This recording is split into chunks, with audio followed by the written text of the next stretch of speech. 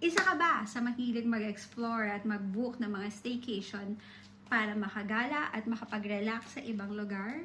Kung isa ka sa mga taong yon, this video is for you. Stay tuned, makinig ka at tapusin mo ang video na to. Isa sa mga reason natin kung bakit tayo nag-staycation is to enjoy and unwind. Siyempre, pagod tayo sa mga responsibilities natin sa buhay, kaya kailangan may time tayo para magpahinga. I want to give awareness dahil as a staycation host, I want to help people save their hard-earned money. Dahil ang pera natin ay pinaghihirapan, kaya dapat nating ingatan.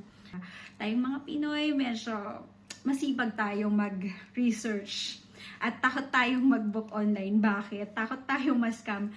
In the end, mas lalo tayong nai-scam. I had a situation where New Year's Eve, tumawag yung security ng field residences. Dumating daw doon na na-scam. Nag-book sila directly, nagbayad na sila, tapos pumunta na sila doon. Pagdating nila, wala pa lang unit. Si security naawa sa guest, nagtatawag sila ng mga host sister-in-law, natawagan siya. To check kung guest nyo ba to or baka pwede nyo tulungan. Kasi na-scam sila eh. Kawawa naman, diba? New Year's Eve, wala na masasakyan. Tapos nagbayad na yung tao. Ang hassle nun. So, saan sila mag-New Year's Eve? Not a nice experience. How to avoid that? For me as a host, kung tutuusin, mas prepare ko ang direct booking. Bakit? Dahil if ang rate ko per night is 2,500, I will just ask for 1,000 na security deposit refundable upon checkout. Ibabalik ko yun kapag sa checkout ay wala namang naging problema. Lahat naman ay maayos, wala nasirang gamit. I will return the 1,000. Ang maganda doon is, ayun 2,500 buo kong makukuha. As a host, syempre gusto ko yun. Pero, I'm still pushing my guests to book online. Why? Kasi mas safe. Kung scammer, madali nyo mabawi.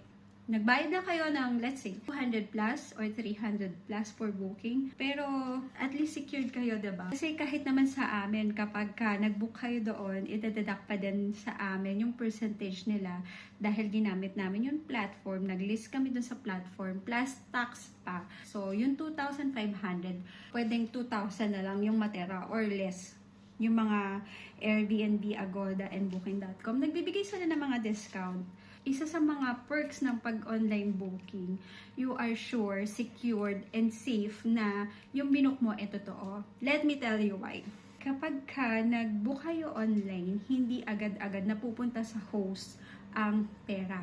Let's say, January 9 to 10, yung binook ng guest sa Airbnb. January 9, mag-check-in si guest. Hindi pa ako makakahawak ng pera niya.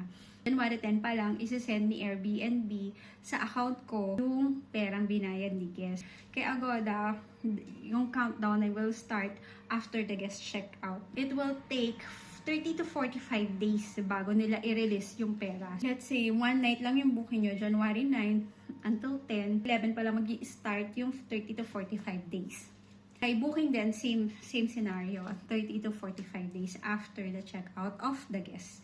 Disadvantage yun sa amin. Pero ako, as a host, I want to advocate yung online platform kasi secured for you and me. Secured sa akin kasi pag may nasira, pwede kong balikan si platform na may nasira si guest, please help me na pabayaran kay guest yon. Tapos si guest naman, secure siya. Kapag na-scam siya, pwede siya magreklamo kay platform na na-scam ako nito. So, si platform will investigate kung totoo ba yun. Baka naman report lang kayo ng report, hindi naman totoo. So, return nila yung perang binayad nyo. Kaya dapat, you plan ahead. Ngayong February 14, may mga plano na ba kayo? Kung wala pa, I have 5 units currently. Pero sa February 14, malamang I have 7 because I have 3 units. Ongoing yung isa, mag-open maybe next week. Is short to residences, walking distance to MOA, and I have one in Makati, Lush Residences, walking distance to Ayala Mall, and I have one in Coast Residences. Kung meron kayong kailangan gawin sa PICC, kung gusto niyo bumisita ng Star City, walking distance ang La Coast 25 sa Coast Residences. At meron din magbubukas na S Residences, located also near MOA, walking distance. Kung ang shore ay 5 to 10 minutes to MOA. Ang S naman ay 5 to 6 minutes to MOA. And meron din kami sa sukat, near Naiya. Kung gusto nyong lumabas ng bansa, kung galing kayo sa ibang bansa at kailangan nyo muna magpahinga bago kayo pumunta sa next destination, we also have field residences likod ng SM Sukat. Book online, iwas scam, book online. Bye!